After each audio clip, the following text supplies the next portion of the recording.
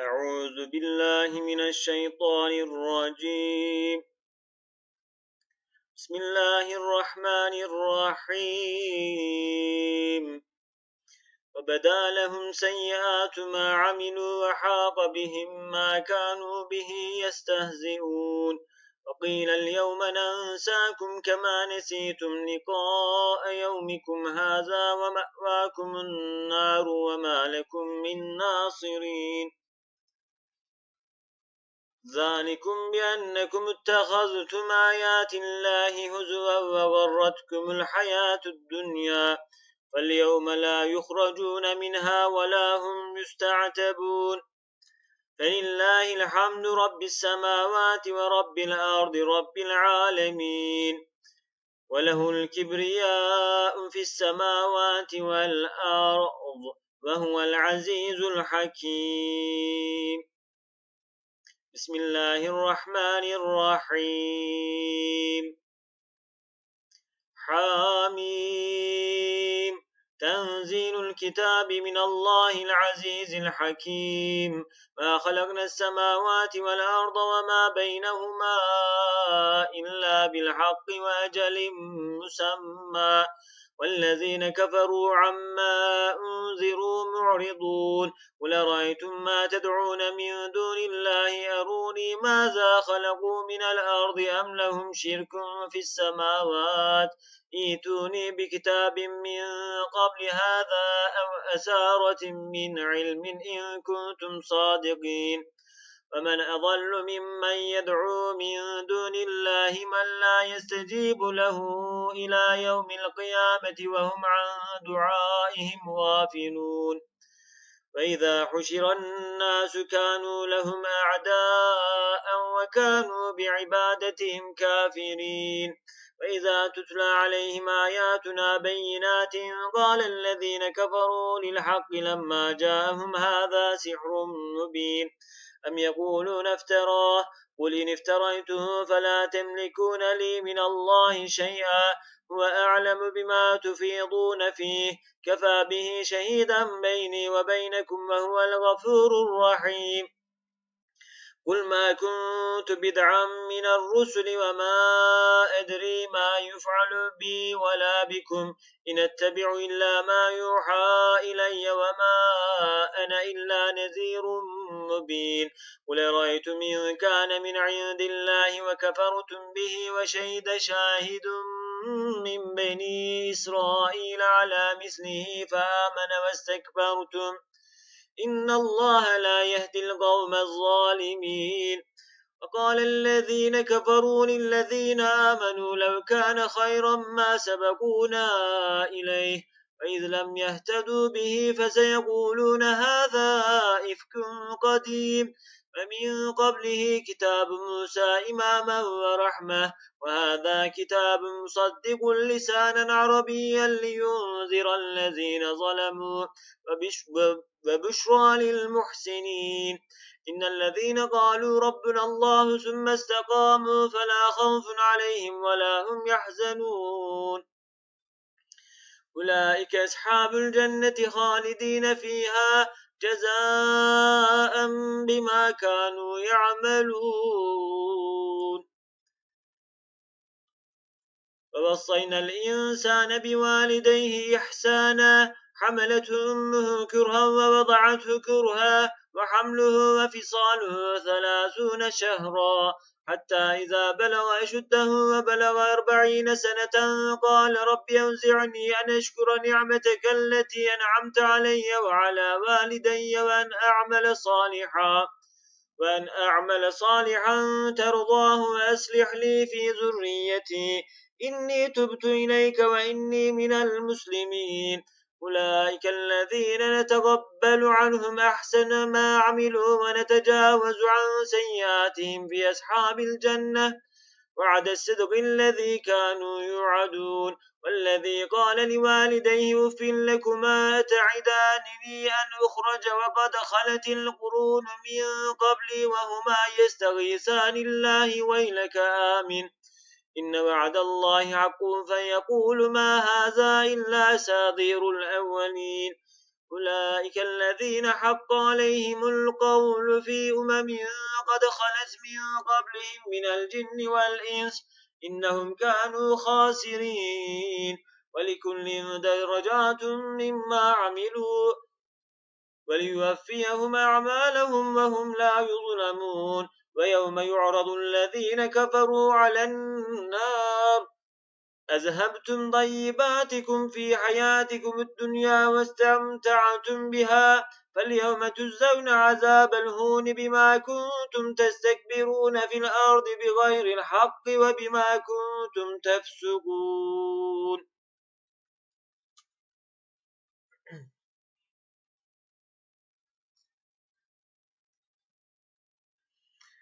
واذكر أخا عاد إذ أنذر قومه بالأحقاف وقد خلت النذر من بين يديه ومن خلفه إلا تعبدوا إلا الله ومن خلفه ألا تعبدوا إلا الله إني أخاف عليكم عذاب يوم عظيم قالوا أجئتنا لتأفكنا عن آلهتنا فأتنا بما تعدنا إن كنت من الصادقين قال إنما العلم عند الله وأبلغكم ما أرسلت به ولكنني أراكم قوما تجهلون فلما رأوه عارضا مستقبل أوديتهم قالوا هذا عارض ممطرنا بل هو ما استعجلتم به ريح فيها عذاب أليم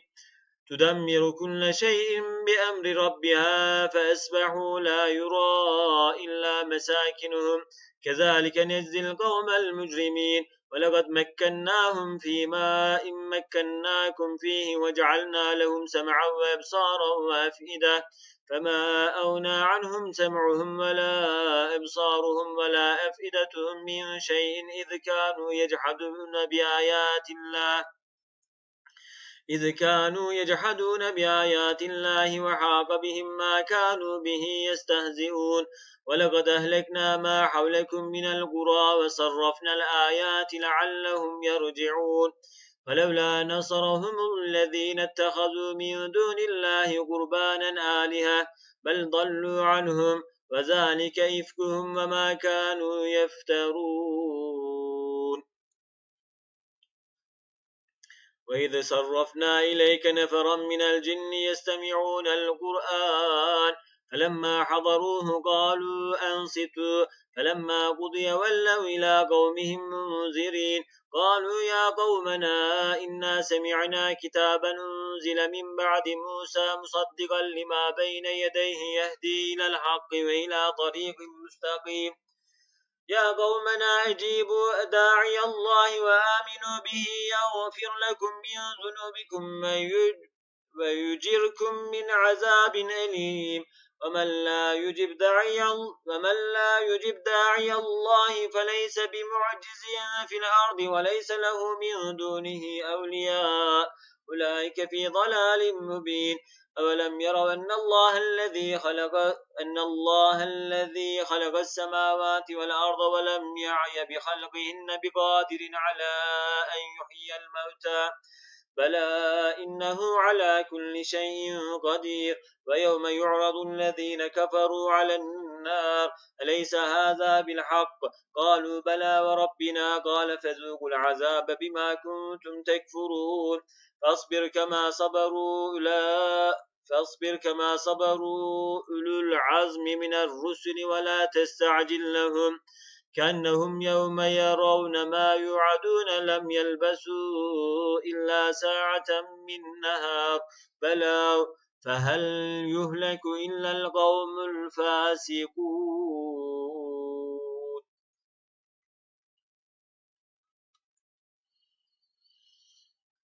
بسم الله الرحمن الرحيم الذين كفروا وصدوا عن سبيل الله أضل أعمالهم والذين آمنوا وعملوا الصالحات وآمنوا بما نزل على محمد وهو الحق من ربهم كفر عنهم سيئاتهم وأصلح بالهم ذلك بأن الذين كفروا اتبعوا الباطل وأن الذين آمنوا اتبعوا الحق من ربهم كذلك يضرب الله للناس أمثالهم فإذا لقيتم الذين كفروا فضرب الرقاب حتى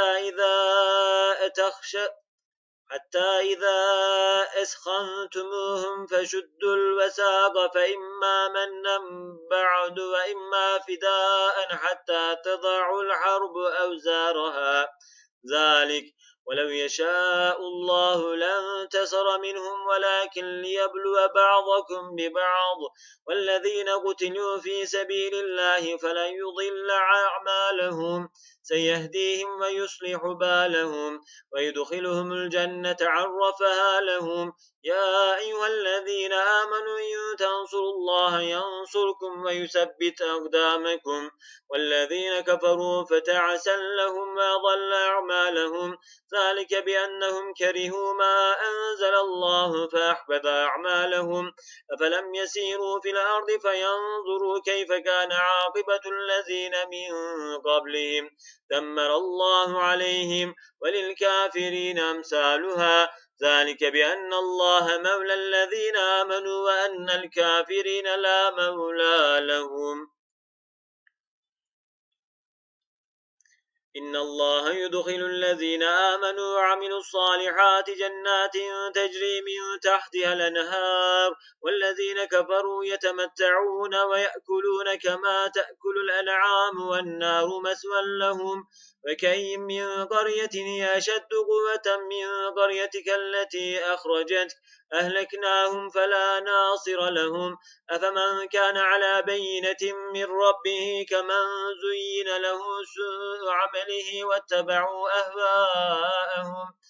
مثل الجنة التي وعد المتقون فيها أنهار من ماء غير آسن وأنهار من لبن لم يتغير طعمه وأنهار من خمر لذة للشاربين وأنهار من عسل مصفى ولهم فيها من كل الثمرات ومغفرة من ربهم كمن هو خالد في النار وسقوا ماء حميما فقطع أمعاءهم ومنهم من يستمع إليك حتى إذا خرجوا من عندك قالوا للذين أوتوا العلم ماذا قال آنفا أولئك الذين طبع الله على قلوبهم واتبعوا أهواءهم والذين اهتدوا زادهم هدى وآتاهم تقواهم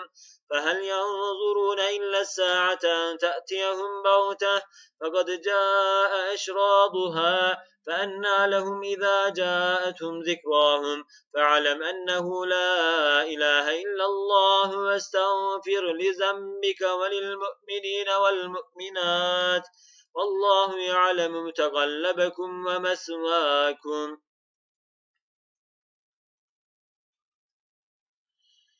ويقول الذين آمنوا لولا نزلت سورة فإذا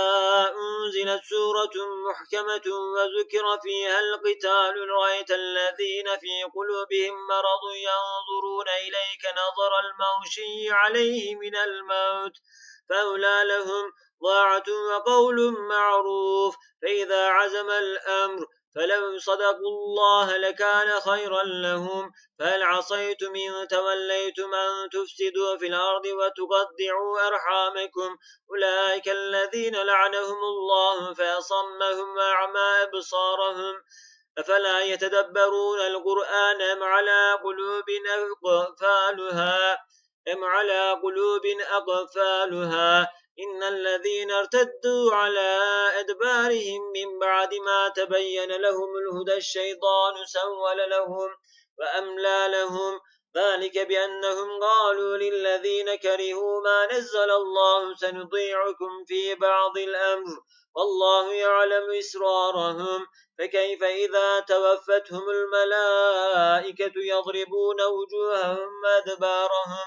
ذلك بأنهم اتبعوا ما أسخط الله وكرهوا رضوانه فأحبط أعمالهم أم حسب الذين في قلوبهم مرض أن لن يخرج الله أضغانهم ولو نشاء لأريناكهم فلعرفتهم بسيماهم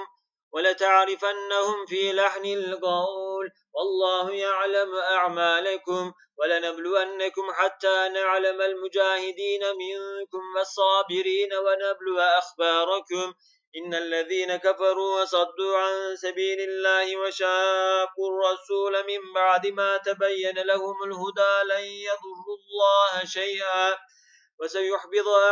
وسيحبط أعمالهم يا أيها الذين آمنوا أطيعوا الله وأطيعوا الرسول ولا تبطلوا أعمالكم إن الذين كفروا وصدوا عن سبيل الله ثم ماتوا وهم كفار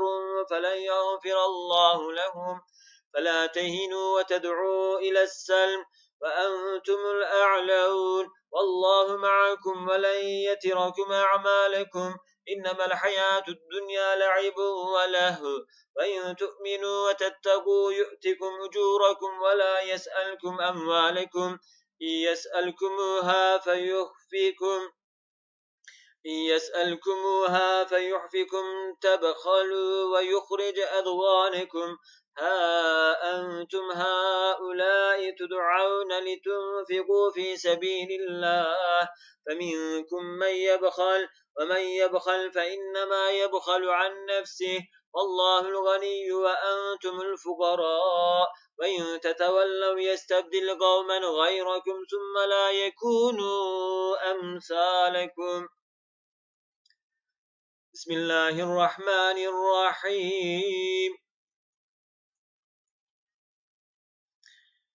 إنا فتحنا لك فتحا مبينا ليغفر لك الله ما تقدم من ذنبك وما تأخر ويتم نعمته عليك ويهديك صراطا مستقيما وينصرك الله نصرا عزيزا والذي أنزل السكينة في قلوب المؤمنين ليزدادوا إيمانا مع إيمانهم ولله جنود السماوات والأرض وكان الله عليما حكيما يدخل المؤمنين والمؤمنات جنات تجري من تحتها الأنهار خالدين فيها ويكفر عنهم سيئاتهم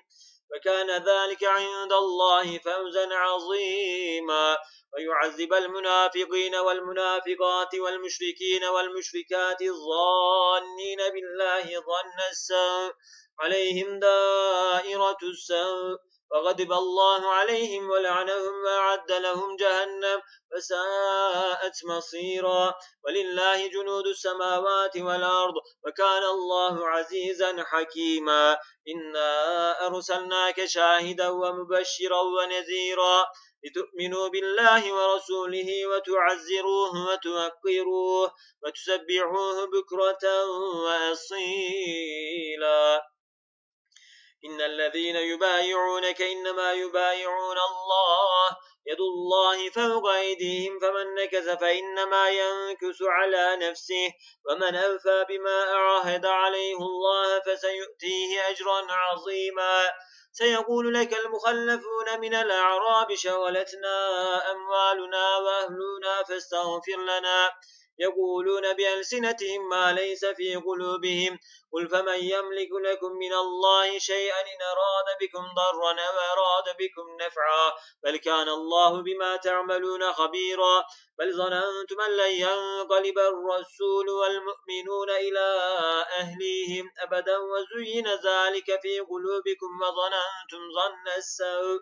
وكنتم قوما بورا ومن لم يؤمن بالله ورسوله فإنا أعتدنا للكافرين سعيرا ولله ملك السماوات والأرض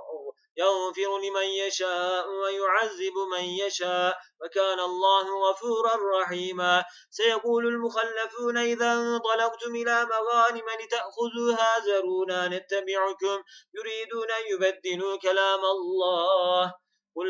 قل لن تتبعونا كذلكم قال الله من قبل فسيقولون بل تحسدوننا بل كانوا لا يفقهون إلا قليلا قل للمخلفين من الأعراب ستدعون إلى قوم أولي بأس شديد تقاتلونهم أو يسلمون فإن تطيعوا يؤتكم الله أجرا حسنا وإن تتولوا كما توليتم من قبل يعذبكم عذابا أليما ليس على الأعمى حرج ولا على الأعرج حرج ولا على المريض حرج ومن يطع الله ورسوله يدخله جنات تجري من تحتها الأنهار ومن يتولى يعذبه عذابا أليما لقد رضي الله عن المؤمنين إذ يبايعونك تحت الشجرة فعلم ما في قلوبهم فأنزل السكينة عليهم وأثابهم فتحا قريبا ومغانم كثيرة يأخذونها وكان الله عزيزا حكيما وعدكم الله مغانم كثيرة تأخذونها فعجل لكم هذه وكف أيدي الناس عنكم ولتكون آية للمؤمنين ويهديكم صراطا مستقيما وأخرى لم تقدروا عليها قد أحاط الله بها وكان الله على كل شيء قديرا ولو قاتلكم الذين كفروا لولوا الأدبار ثم لا يجدون وليا ولا نصيرا سنة الله التي قد خلت من قبل ولن تجد لسنة الله تبديلا وهو الذي كف أيديهم عنكم وأيديكم عنهم بباطن مكة من بعد أن أدفركم عليهم وهو الذي كف أيديهم عنكم وأيديكم عنهم بباطن مكة من بعد أن أظفركم عليهم وكان الله بما تعملون بصيرا هم الذين كفروا وصدوكم عن المسجد الحرام والهدي معكوفا أن يبلغ محله ولولا رجال مؤمنون ونساء مؤمنات لم تعلموهم أن تضعوهم فتصيبكم منهم معرة بغير علم ليدخل الله في رحمته من يشاء لو تزيلوا لعذبنا الذين كفروا منهم عذابا أليما إذ جعل الذين كفروا في قلوبهم الحمية حمية الجاهلية فأنزل الله سكينته على رسوله وعلى المؤمنين وألزمهم كلمة التقوى وكانوا أحق بها وأهلها وكان الله بكل شيء عليما لقد صدق الله رسوله الرؤيا بالحق لتدخلن المسجد الحرام إن شاء الله آمنين محلقين رؤوسكم ومقصرين لا تخافون فعلم ما لم تعلموا فجعل من دون ذلك فتحا قريبا والذي أرسل رسوله بالهدى ودين الحق ليظهره على الدين كله وكفى بالله شهيدا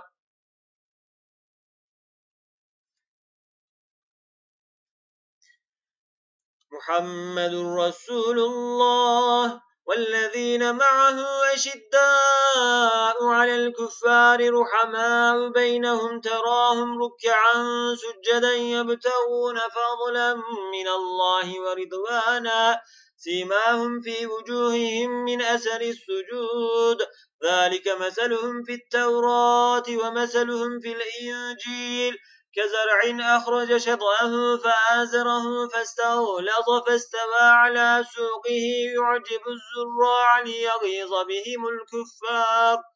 وعد الله الذين آمنوا وعملوا الصالحات منهم مغفرة وأجرا عظيما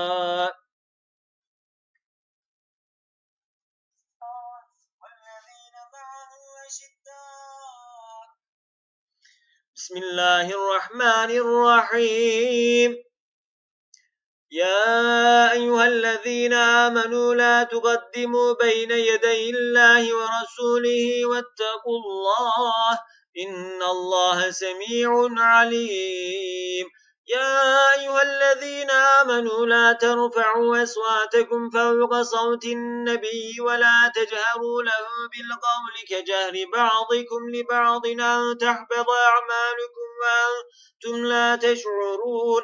إن الذين يغضون أصواتهم عند رسول الله أولئك الذين امتحن الله قلوبهم للتقوى لهم مغفرة وأجر عظيم إن الذين ينادونك من وراء الحجرات أكثرهم لا يعقلون ولو أنهم صبروا حتى تخرج إليهم لكان خيرا لهم والله غفور رحيم يا أيها الذين آمنوا إن جاءكم فاسق بنبأ فتبينوا أن تصيبوا قوما بجهالة فتصبحوا على ما فعلتم نادمين واعلموا أن فيكم رسول الله لو يطيعكم في كثير من الأمر لعنتم ولكن الله حبب إليكم الإيمان وزينه في قلوبكم وكره إليكم الكفر والفسوق والعصيان أولئك هم الراشدون فضلا من الله ونعمه والله عليم حكيم وإن طائفتان من المؤمنين اقتتلوا فأصلحوا بينهما فإن بغت إحداهما على الأخرى فقاتلوا التي تبغي حتى تفيء إلى أمر الله فإن فاءت فأصلحوا بينهما بالعدل وأقسطوا إن الله يحب المقسطين إنما المؤمنون إخوة فأصلحوا بين أخويكم واتقوا الله لعلكم ترحمون يا أيها الذين آمنوا لا يسخر قوم من قوم عسى أن يكونوا خيرا منهم ولا نساء من نساء عسى أن يكن خيرا منهن ولا تلمزوا أنفسكم ولا تنابزوا بالألقاب بئس الاسم الفسوق بعد الإيمان ومن لم يتب فأولئك هم الظالمون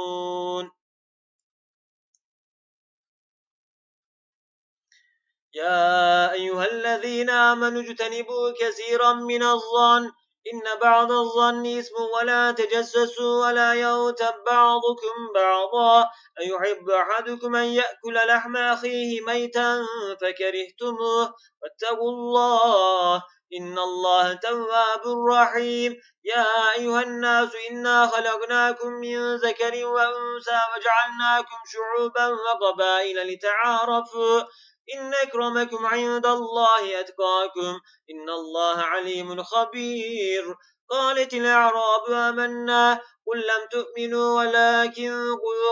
ولكن قولوا أسلمنا ولما يدخل الإيمان في قلوبكم وإن تطيعوا الله ورسوله لا يلدكم من أعمالكم شيئا إن الله غفور رحيم إنما المؤمنون الذين آمنوا بالله ورسوله ثم لم يرتابوا وجاهدوا بأموالهم وأنفسهم في سبيل الله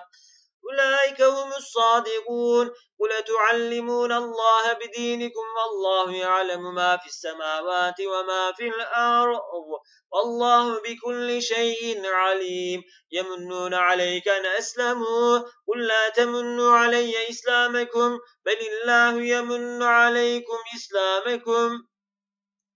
بل الله يمن عليكم أن هداكم للإيمان إن كنتم صادقين إن الله يعلم غيب السماوات والأرض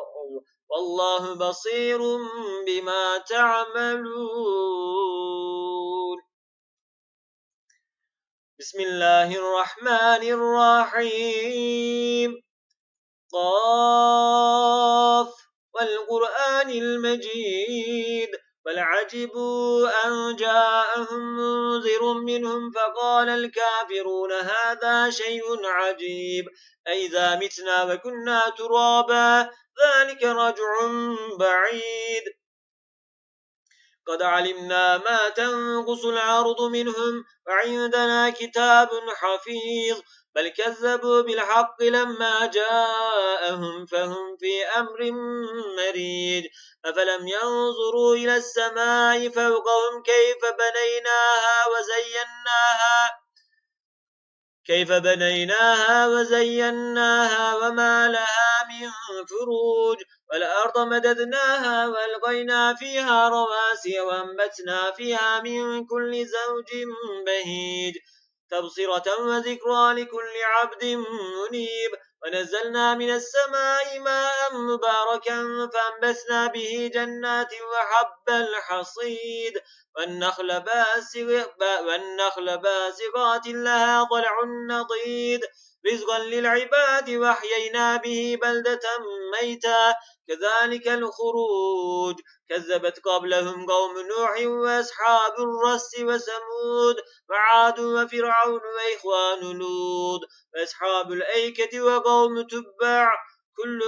كذب الرسل فحق وعيد أفعينا بالخلق الأول بل هم في لبس من خلق جديد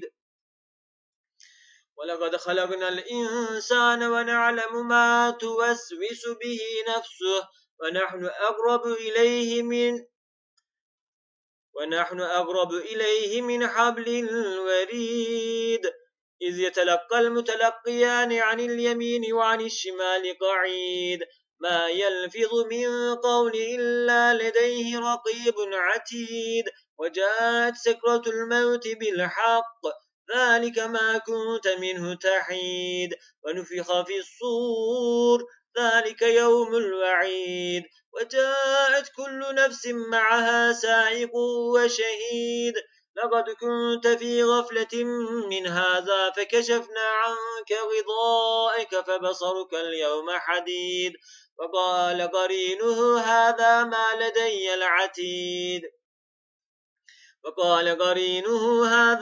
لدي العتيد ألقيا في جهنم كل كفار عنيد مناع للخير معتد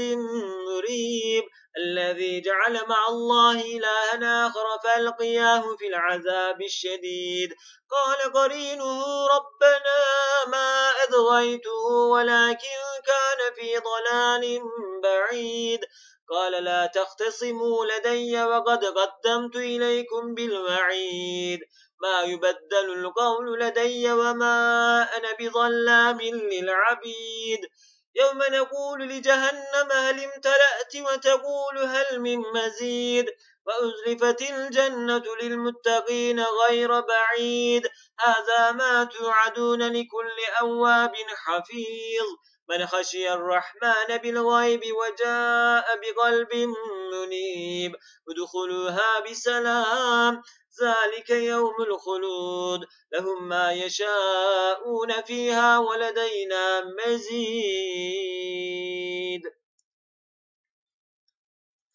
وكم أهلكنا قبلهم من قرن هم أشد منهم بطشا فنقبوا في البلاد هل من محيص إن في ذلك لذكرى لمن كان له قلب أو ألقى السمع وهو شهيد ولقد خلقنا السماوات والأرض وما بينهما في 6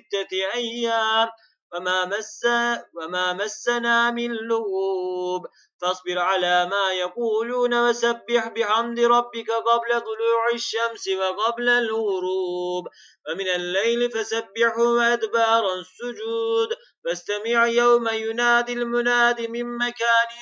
قريب يوم يسمعون الصيحة بالحق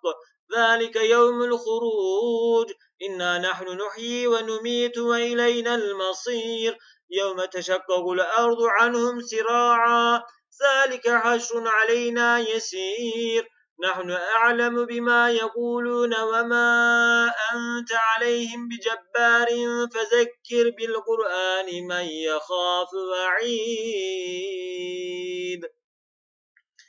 بسم الله الرحمن الرحيم